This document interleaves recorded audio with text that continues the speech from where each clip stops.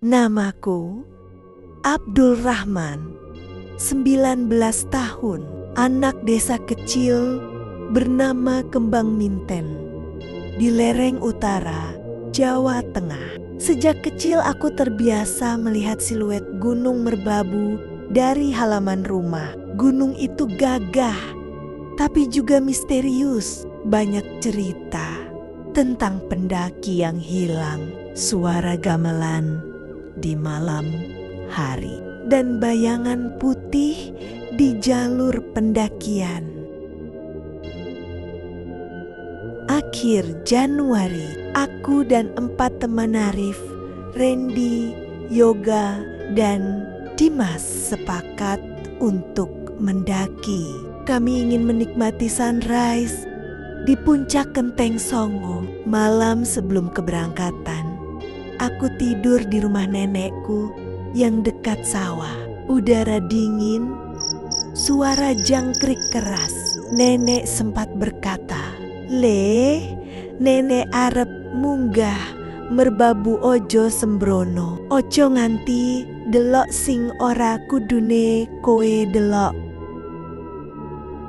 Nak, kalau mau naik Merbabu, jangan sembarangan. Jangan sampai kau melihat yang tak seharusnya kau lihat. Aku cuma tersenyum dan menjawab, "Iyo, Nek, Abdul kuat." Tapi ternyata malam itu aku ketiduran. Ketika aku terbangun, matahari sudah naik tinggi. Ponselku penuh panggilan tak terjawab dari Arif dan teman-teman. Mereka sudah berangkat lebih dulu dari base camp Selo dan berpesan lewat pesan singkat. "Nyusul aja, Dul.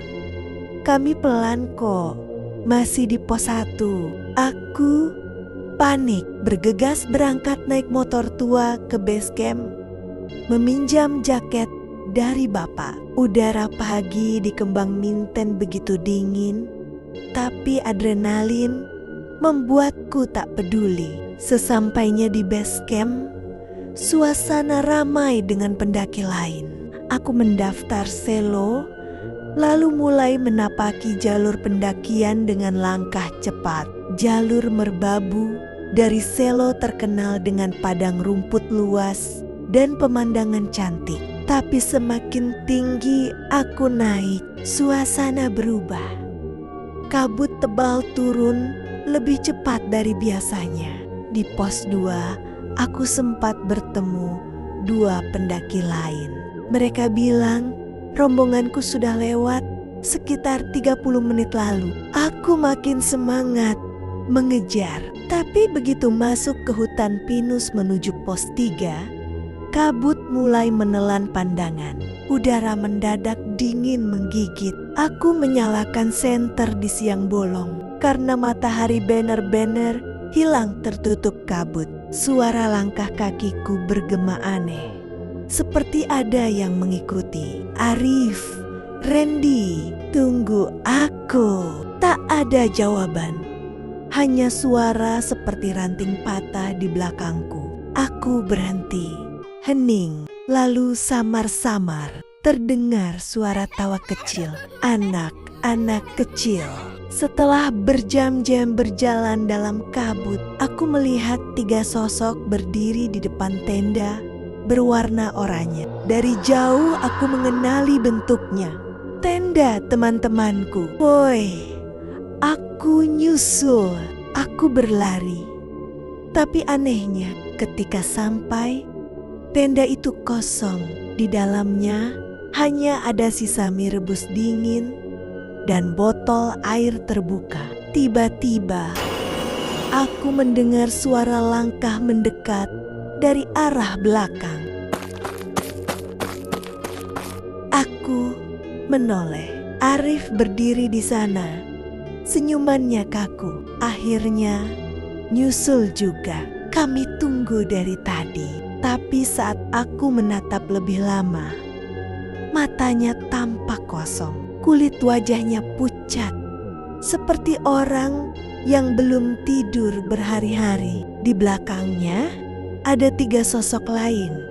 mirip teman-temanku, tapi wajah mereka gelap tertutup bayangan.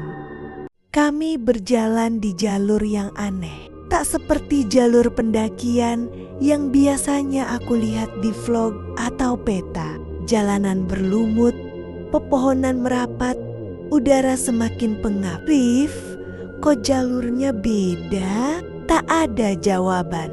Mereka terus berjalan dengan langkah pelan, seolah melayang di antara kabut. Lalu terdengar suara gamelan halus dari arah kanan, samar, seperti datang dari balik pepohonan. Suara itu menenangkan, tapi juga membuat bulu kuduk berdiri. Aku menoleh. Di kejauhan, terlihat cahaya kuning keemasan, seperti api unggun. Tapi di sekelilingnya ada sosok-sosok berpakaian putih menari tanpa kaki.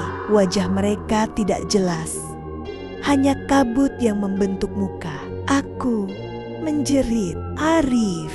Tiba-tiba semua lenyap, hanya kabut dan suara nafasku yang tersisa. Aku berdiri sendirian. Aku berjalan tanpa arah, mencoba menuruni jalur. Tapi setiap kali turun, aku kembali ke tempat yang sama. Pohon tumbang besar di tengah jalan. Rasanya aku berjalan berjam-jam, tapi posisi tetap itu-itu saja. Senter mulai redup, dingin makin parah. Lalu dari kejauhan aku mendengar suara Arif lagi. "Dul, ayo sini, tenda sudah siap." Aku mengikuti suara itu, tapi langkahku terasa berat. Begitu aku sampai, tenda itu benar-benar ada, dengan Arif dan yang lain duduk di dalam, tersenyum. "Tidur aja, Dul. Besok kita bareng ke puncak." Aku terlalu lelah. Akhirnya aku masuk dan tertidur. Saat aku bangun, matahari sudah tinggi, tapi tenda itu hilang. Aku tidur di tanah terbuka, di bawah pohon besar yang dipenuhi lumut. Di sebelahku hanya ada bekas tapak kaki kecil yang berputar mengelilingi tempatku tidur. Aku panik. Lalu dari arah jalur, 2 petugas SAR datang menghampiri. "Mas, kamu dari mana? Kami cari semalam." Mereka bilang teman-temanku sudah turun sejak kemarin sore karena tak bisa menemukan aku di pos 3. Aku menatap ke arah kabut di atas. Samar, terlihat bayangan 4 orang berdiri di punggung bukit, menatap ke arahku, lalu menghilang. Aku akhirnya selamat. Tapi sejak hari itu, aku tak pernah mau mendaki lagi. Kadang malam-malam ketika kabut turun di desanya, aku mendengar suara dari lereng gunung. "Dul, ayo lanjut ke puncak, kita belum sampai." Dan di mimpinya, aku selalu berada di tenda berwarna oranye, dikelilingi 4 bayangan hitam yang memanggilnya untuk naik lagi. 3 hari setelah diselamatkan oleh tim SAR, Abdul akhirnya bisa pulang ke rumahnya di desa Kembang Minten. Udara sore terasa hangat. Langit berwarna jingga keemasan. Tapi ada sesuatu yang berbeda. Suasana rumahnya terasa lebih sepi dari biasanya. Neneknya yang biasanya duduk di teras menenun, kini hanya menatap kosong ke arah gunung. "Dul, sampean piye kok? Pucet?" tanya nenek pelan. "Ora opo-opo, Nek, mong kesel."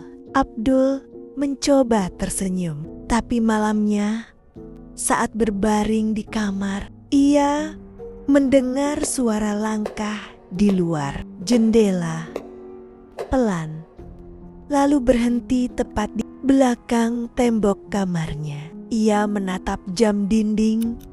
Jam 2:13 dini hari. Suara itu muncul lagi. Kali ini diikuti oleh suara yang sangat ia kenal. "Dul, ayo lanjut ke perjalanan." Suara Arif. Abdul menutup telinganya.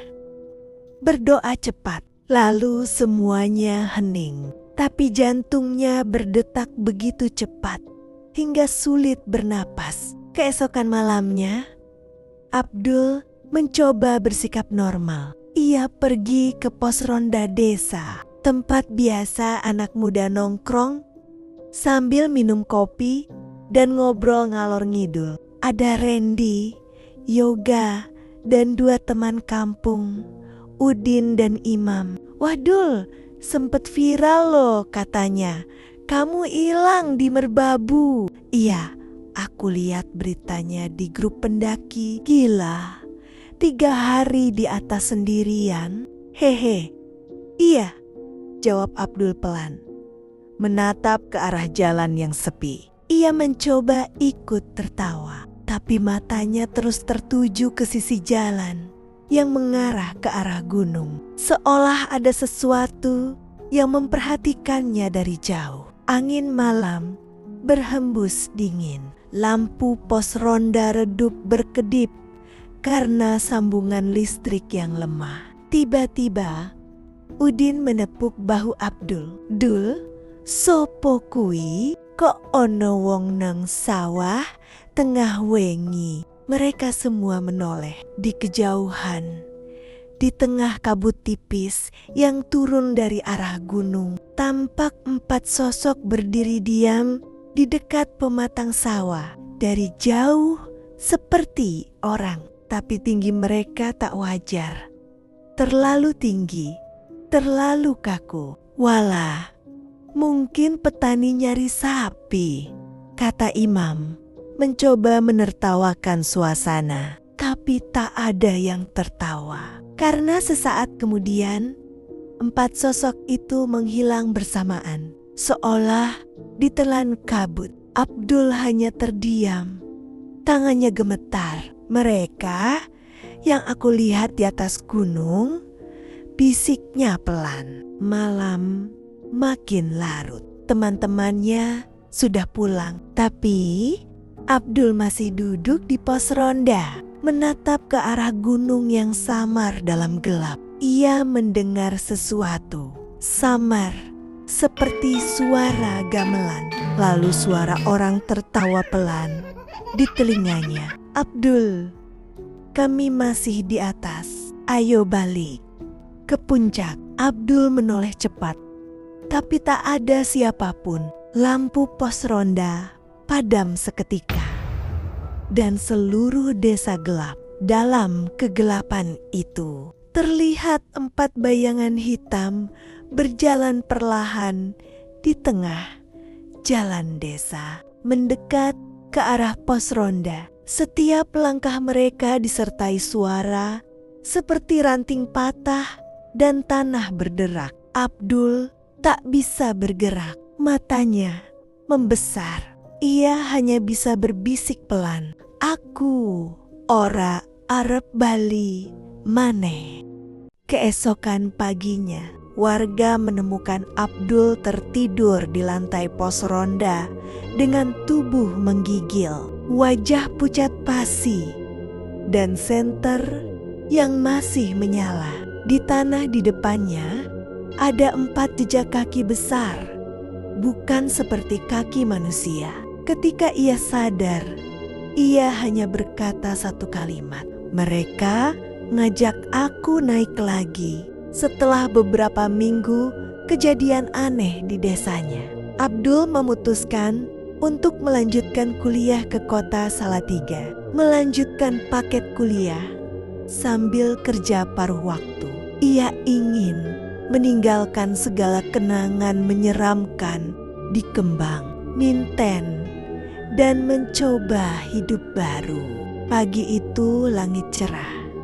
Kabut tipis masih menyelimuti pegunungan, tapi suasana tidak lagi mencekam seperti dulu. Ia berpamitan pada neneknya yang tersenyum pelan.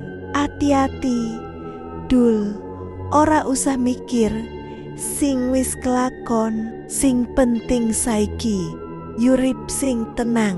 Abdul mengangguk, menyalakan motornya, dan melaju perlahan menuruni jalan desa.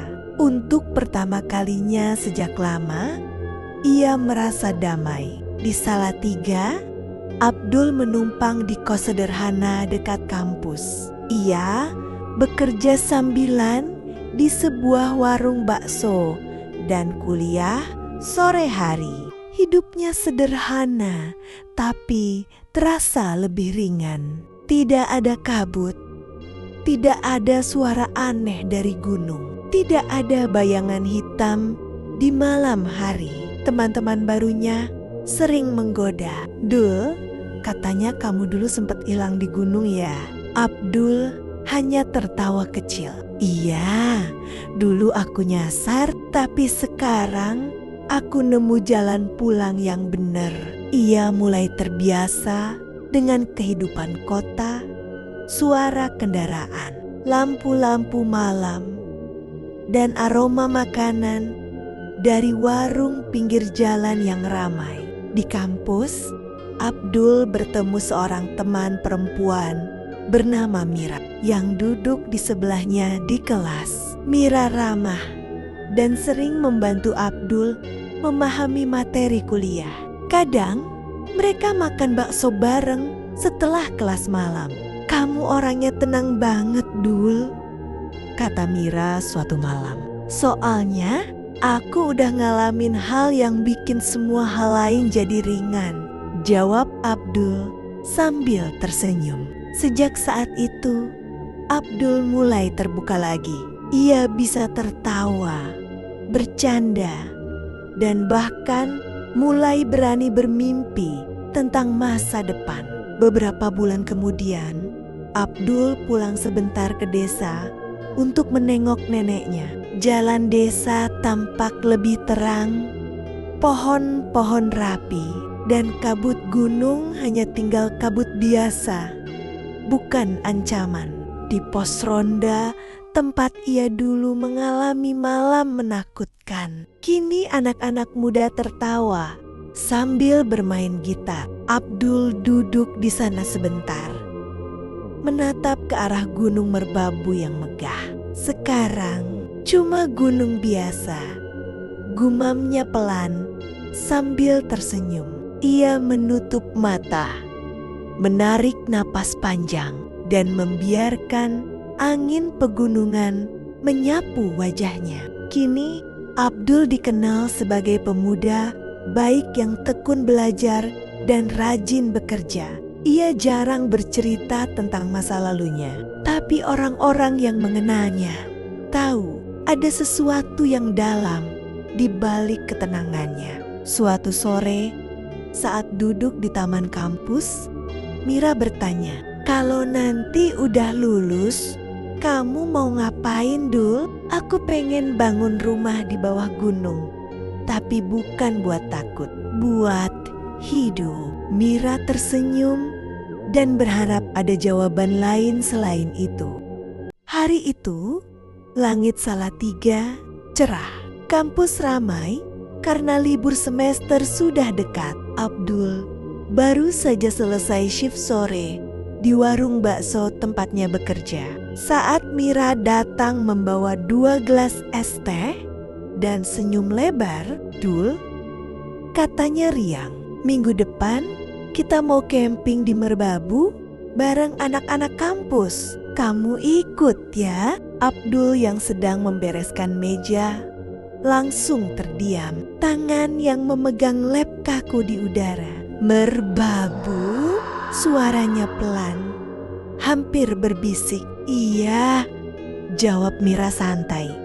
"Kan kamu orang gunung, cocok banget jadi pemandu kita." Abdul menelan ludah. Udara tiba-tiba terasa berat. Di kepalanya bayangan kabut tebal, suara gamelan samar, dan 4 sosok di punggung gunung kembali muncul. bayangan yang selama ini berusaha ia lupakan. "Maaf Mir," katanya akhirnya. "Aku gak bisa." Malam itu Abdul tidak bisa tidur.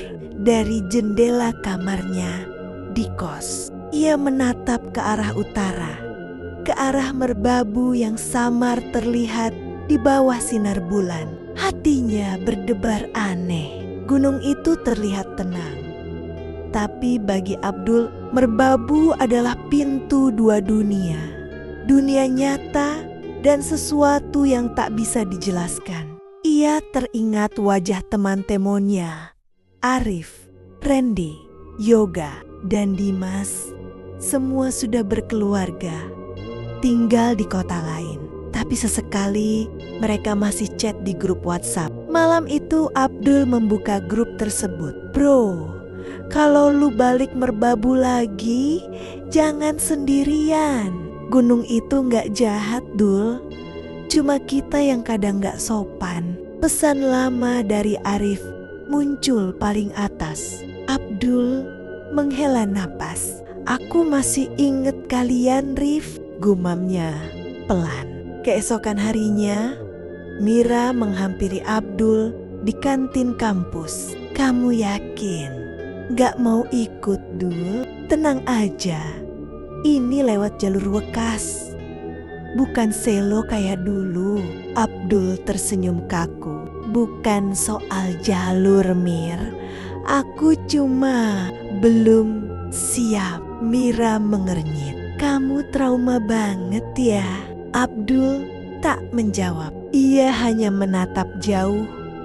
Matanya seperti melihat sesuatu yang tidak ada di sana. "Aku pernah nyasar 3 hari di sana, Mir. Bukan karena salah jalan, tapi karena aku dibawa ke tempat yang gak seharusnya." Mira tergiung. Ia tahu Abdul tidak berbohong, tapi ia juga tak ingin memaksa. "Ya udah, kalau kamu berubah pikiran, kabarin aku ya." Abdul mengangguk pelan, lalu menatap kopi di depannya yang sudah dingin. Malam Jumat, hujan turun deras. Abdul sendirian di kamar kos, sibuk mengerjakan tugas. Tapi di tengah suara hujan, ia mendengar bunyi getar ponsel. Sebuah pesan masuk dari Mira. "Dul, kami udah di base camp Wekas. Dingin banget di sini." Abdul tersenyum kecil, meski dadanya berdebar. Ia ingin membalas, tapi jarinya terhenti di atas layar. Ia hanya mengetik, "Hati-hati Mir, jangan jalan malam." Pesan terkirim. Namun beberapa detik kemudian, hujan di luar mendadak berhenti. Dari arah jendela, Abdul melihat kabut turun cepat. Terlalu cepat untuk ukuran kota, dan samar di balik tirai jendela. Ia melihat bayangan 4 orang berdiri di tepi jalan, menatap ke arahnya. Abdul menutup gorden cepat, lalu merapat ke tembok. "Bukan sekarang," bisiknya. "Aku gak mau naik lagi." 3 hari kemudian, Mira dan teman-temannya turun dari merbabu dengan selamat. Mira langsung menghubungi Abdul. "Tahu gak, Dul, di pos 3, pas kami istirahat, ada pendaki yang nyebut nama kamu. Katanya kamu dulu pernah nyasar di jalur itu." Abdul tertegun. "Pendaki?" tanyanya cepat. "Iya, tapi aneh deh. Pas aku tanya namanya siapa, Dia cuma senyum dan bilang ke Abdul, "Kami masih nunggu di atas." Abdul langsung berdiri. Wajahnya pucat. "Kamu lihat mukanya jelas?" "Iya." Dia pakai jaket gunung warna hitam dan topi. "Kenapa emangnya?" Abdul menutup ponselnya perlahan. Ia tahu siapa yang dimaksud. Beberapa hari kemudian, Abdul naik ke bukit kecil di belakang kampus sendirian. Dari sana, ia bisa melihat puncak merbabu yang tampak biru kehijauan di bawah cahaya sore. Udara tenang, tak ada kabut, tak ada suara gamelan. Tapi di telinganya, entah kenapa, ia mendengar bisikan pelan. Abdul, gunung itu gak jahat, hanya menunggu yang belum berpamitan. Abdul menarik napas panjang, menatap puncak itu lama-lama, lalu berbisik, "Aku pamit, Rif. Aku gak akan naik lagi, tapi aku gak lupa." Lalu ia tersenyum, bukan senyum lega, tapi senyum yang berdamai dengan masa lalu. Sudah hampir setahun sejak Abdul terakhir kali menatap puncak dengan ketenangan. Ia pikir hidupnya sudah normal, kuliah lancar, kerja sambilan di warung makan, bahkan mulai bisa tertawa lagi dengan teman-temannya. Tapi hari itu, di aula kampus, senior pecinta alam memanggil namanya. "Abdul, kamu kan asli dari Kembang Minten, deket Merbabu. Minggu depan kita mau ekspedisi gabungan lintas jurusan.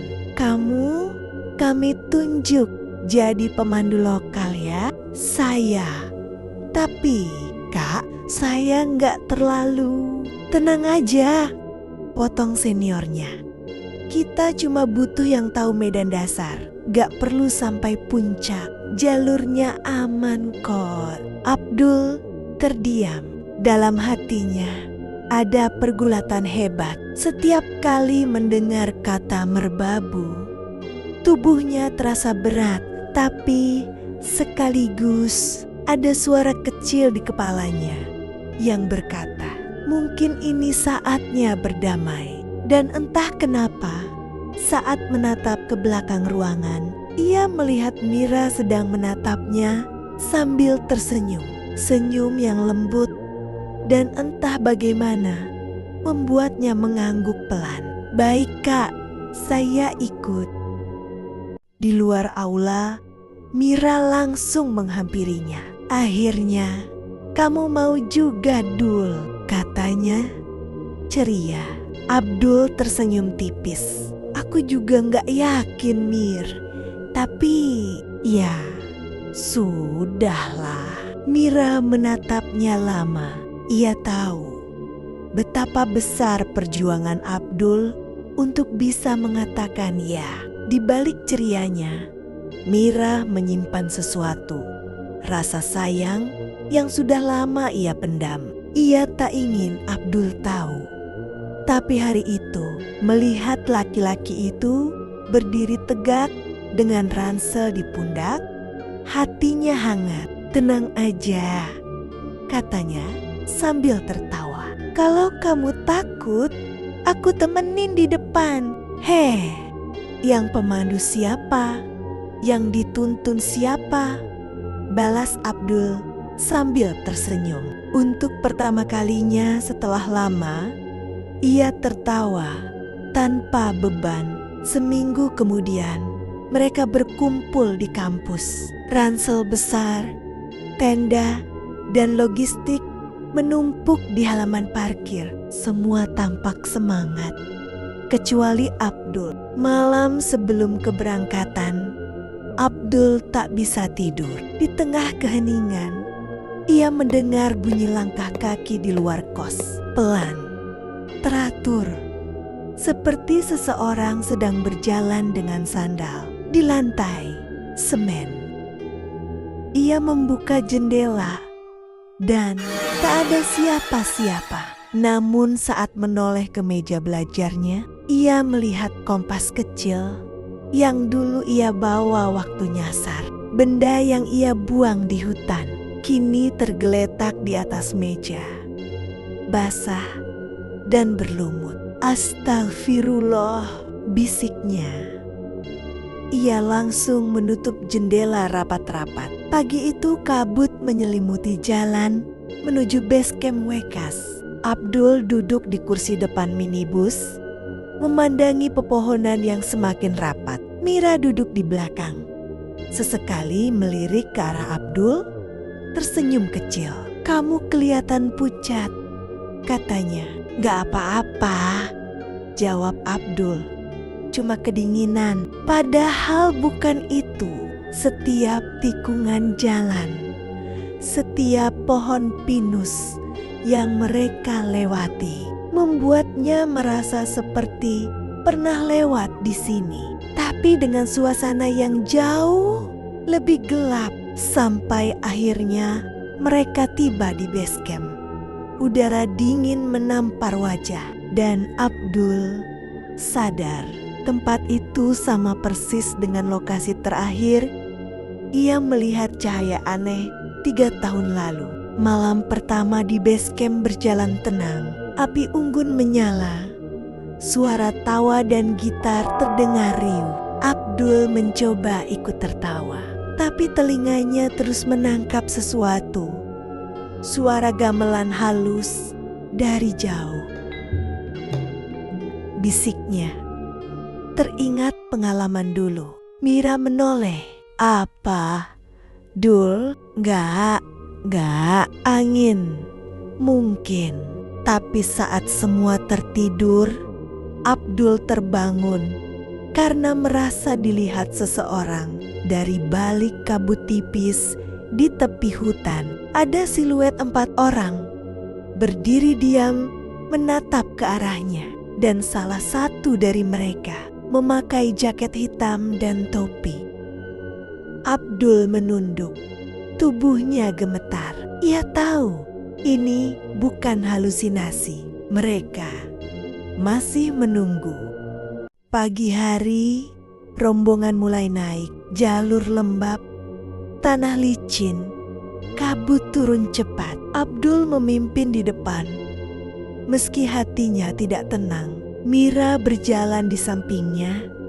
Sesekali menatap ke arah wajahnya yang tegang. "Kamu yakin gak apa-apa, Dul?" "Aku harusnya udah biasa," jawabnya pelan. Namun langkahnya semakin berat. Dan ketika mereka sampai di pos 2, tiba-tiba angin berhembus kencang, membuat dedaunan berputar-putar. Dari arah lereng, terdengar suara seseorang memanggil, "Dul, sini." Abdul berhenti seketika.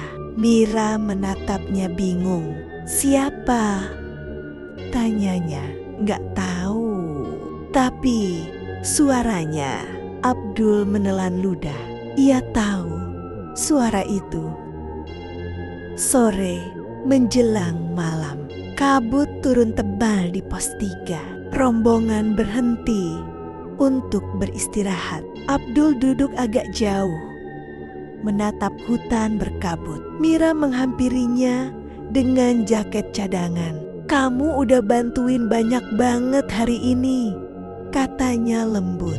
"Gak juga," jawab Abdul. "Aku cuma ingin gak lari lagi." Mira tersenyum tipis. "Aku seneng kamu ikut. Aku takut kalau kamu terus dihantui masa lalu." Abdul menatapnya. Ada sesuatu di matanya. Campuran rasa terima kasih dan takut kehilangan. "Makasih, Mir. Kalau bukan karena kamu, aku mungkin gak akan berani naik lagi." Hening sejenak, tapi di balik kabut, seolah ada bayangan seseorang berdiri menatap mereka, perlahan menghilang bersama angin. Pagi itu, langit merbabu tampak jernih dan biru muda. Udara segar menusuk paru, embun masih menetes di ujung dedaunan pinus. Abdul bangun paling awal, menyalakan kompor kecil untuk menyeduh kopi sachet. Dari kejauhan terdengar suara temannya masih tertidur di dalam tenda. Ia menatap puncak merbabu yang mulai memantulkan sinar matahari pertama. Untuk pertama kalinya, Setelah bertahun-tahun, tidak ada rasa takut, tidak ada kabut pekat, tidak ada gamelan samar, tidak ada bayangan hitam. Mungkin mereka sudah benar-benar pergi, gumamnya, menyeruput kopi hangat. Sekitar pukul 6 pagi, rombongan mulai bergerak lagi. Tanah mulai menanjak, batuan terjal. Namun udara dingin membuat langkah terasa ringan. Abdul berjalan paling depan, disusul Mira dan 3 orang teman lainnya. Suasana ceria, tawa terdengar, obrolan tentang pekerjaan dan kuliah, juga suara kamera ponsel. Mira sesekali memotret pemandangan, lalu tersenyum ke arah Abdul. "Dul, kamu sadar gak?" katanya sambil menunjuk ke arah langit. "Apa?" "Gunung ini kayak nyambut kamu pulang." Abdul hanya tersenyum kecil. "Mungkin iya, Mir. Mungkin kali ini aku benar-benar diterima." Pukul 9 pagi, mereka akhirnya sampai di puncak Merbabu. Hamparan awan putih menyelimuti bawah kaki mereka, seolah berdiri di atas langit. Gunung-gunung lain seperti Sindoro dan Sumbing tampak gagah di kejauhan. Semua bersorak, saling berpelukan, dan berfoto bersama. Mira berdiri di samping Abdul, rambutnya tertiup angin. Wajahnya bahagia. "Aku seneng banget kamu akhirnya sampai sini tanpa takut," katanya. "Aku juga, Mir. Dulu aku pikir gak bakal bisa." Setelah makan siang ringan, mereka mulai turun. Jalur menurun licin, tapi cuaca masih cerah. Abdul tetap di depan, membantu yang kesulitan. Mira sesekali tertawa kecil setiap kali temannya terpeleset ringan di tanah lembab. Namun menjelang sore, udara mulai berat. Kabut tipis turun. Meski tidak terlalu pekat, semuanya masih normal. Hingga tiba-tiba dari belakang terdengar suara. Abdul menoleh cepat. Seorang teman laki-laki, Rian, tergeletak di tanah. Wajah pucat, napas terengah. Semua panik. "Dia pingsan, Dul. Gak kuat," seru Mira. Abdul segera berlutut, memeriksa nadi di leher Ryan. Masih ada denyut, tapi lemah. "Kelelahan. Kita harus istirahat dulu di sini," katanya tegas. Mereka menurunkan ransel, mendirikan tenda darurat. Sementara itu, Abdul memberi air minum dan makanan manis ke Rian. Lambat laun, napasnya mulai stabil. Meski matanya belum terbuka, kabut makin turun menutupi sekitar. Suasana mulai hening. Hanya terdengar desau angin dan daun pinus bergesekan. Mira mendekat ke Abdul. Suaranya berbisik, "Kamu takut, Dul?" "Dikit, tapi gak kayak dulu," jawabnya jujur. "Sekarang aku ngerasa mereka cuma ngelihat, gak ganggu." Mira menatapnya lama, lalu tersenyum kecil. "Aku bangga, kamu kuat." Setelah hampir 1 jam, Rian akhirnya sadar. Ia membuka mata perlahan, menatap ke arah Abdul dan Mira. "Aku mimpi, Dul," katanya dengan suara lemah. "Mimpi apa?" "Aku lihat 4 orang di atas batu besar. Mereka senyum ke arah kita." Abdul membeku sesaat. Mira langsung menatapnya cemas. "Cuma mimpi kan?" tanya Mira cepat. Abdul menatap keluar tenda. Kabut mulai menipis. Dari kejauhan, ia merasa melihat 4 siluet samar di antara pepohonan. Berdiri tenang, seolah mengawasi. Namun, kali ini ia tidak takut, hanya menunduk dan berbisik pelan.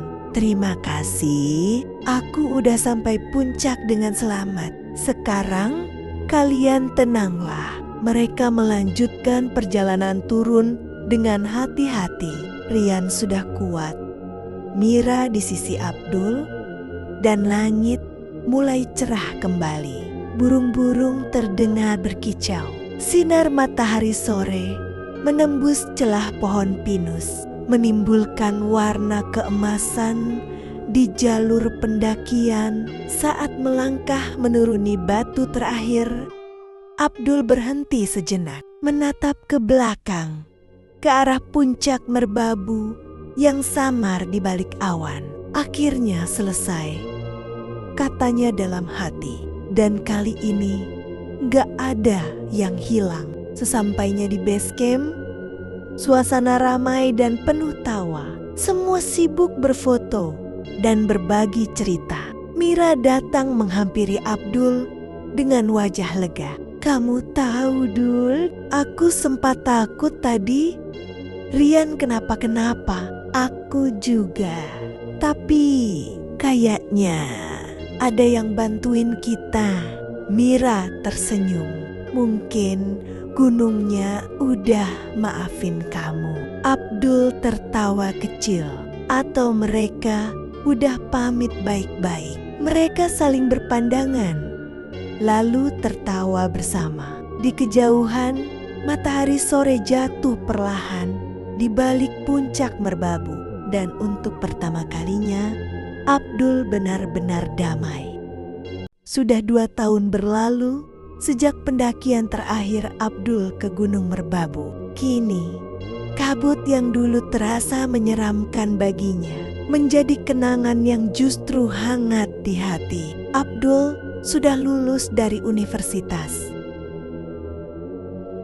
dan bekerja sebagai pemandu tetap di base camp pendakian Selo. Setiap pagi, ia masih menatap puncak merbabu yang menjulang tenang, seolah gunung itu menyimpan sebagian perjalanan hidupnya. Mira juga lulus dengan prestasi bagus. Ia melanjutkan kerja di Semarang. Tapi setiap akhir pekan, ia selalu kembali ke desa Kembang Minten, desa tempat Abdul tinggal. Mereka sering duduk di pos ronda sambil minum kopi, membicarakan masa lalu, pendakian, dan masa depan yang mulai mereka rajut perlahan. Suatu sore di bulan Mei yang sejuk, Abdul mengajak Mira kembali ke jalur awal pendakian merbabu. Langit jingga keemasan, udara gunung segar, dan angin berhembus lembut di antara pepohonan pinus. Mira menatap sekeliling dengan senyum nostalgia. "Sudah lama ya kita nggak kesini," katanya sambil mengusap batang pohon tua yang dulu mereka singgahi. "Iya, waktu itu aku masih takut naik ke atas," jawab Abdul sambil tertawa kecil. Namun tawa itu segera berganti hening. Abdul berdiri menatap kabut yang mulai turun di kaki gunung, lalu menoleh ke arah Mira. Wajahnya serius, matanya menatap dalam, seperti waktu pertama kali ia berani menuntun Mira di jalur pendakian. "Mir," ucapnya pelan, "aku dulu takut banget sama merbabu. Tapi setelah ada kamu, semua ketakutan itu berubah jadi keberanian. Kamu yang bikin aku kuat sampai sekarang." Mira terdiam. Wajahnya memerah oleh cahaya senja. Abdul mengambil napas dalam-dalam, lalu mengeluarkan sesuatu dari kantong jaketnya. Sebuah cincin sederhana dari kawat logam yang ia bentuk sendiri di bengkel. "Aku gak punya apa-apa, Mir. Tapi aku janji kalau kamu mau sama Aku bakal jagain kamu sampai kapanpun. Mau? Ya, air mata Mira menetes pelan. Bukan karena sedih, tapi karena bahagia yang tak bisa disembunyikan. Ia mengangguk sambil tersenyum, lalu memeluk Abdul erat di tengah kabut senja yang turun perlahan. Abdul dan Mira menikah sederhana di balai desa Kembang Minten. Suara gamelan dan tawa warga mengisi udara pegunungan yang sejuk. Abdul mengenakan jas sederhana, Mira tampil anggun dengan kebaya putih bersulam bunga gunung, simbol cinta mereka yang tumbuh di alam. Setelah menikah, mereka membuka warung kecil di dekat base camp pendakian Merbabu. Warung itu dinamai Warung Lereng Cinta, tempat para pendaki singgah untuk makan, bercerita, dan menatap ke arah puncak yang pernah menjadi saksi kisah mereka. Setiap sore, saat kabut turun dan langit berubah jingga, Abdul selalu berkata kepada Mira, "Kamu tahu nggak, Mir? Kalau bukan karena Merbabu, mungkin aku nggak pernah berani nyatain cinta ke kamu." Mira tertawa kecil sambil menatap awan di atas gunung. "Dan kalau bukan karena kamu, Dul, mungkin aku nggak pernah tahu cinta bisa sesederhana tapi sekuat ini." Kabut perlahan menelan siluet mereka berdua yang duduk di depan warung. Seolah Merbabu kembali menjaga dua jiwa yang dulu disatukan oleh rasa takut dan kini oleh cinta.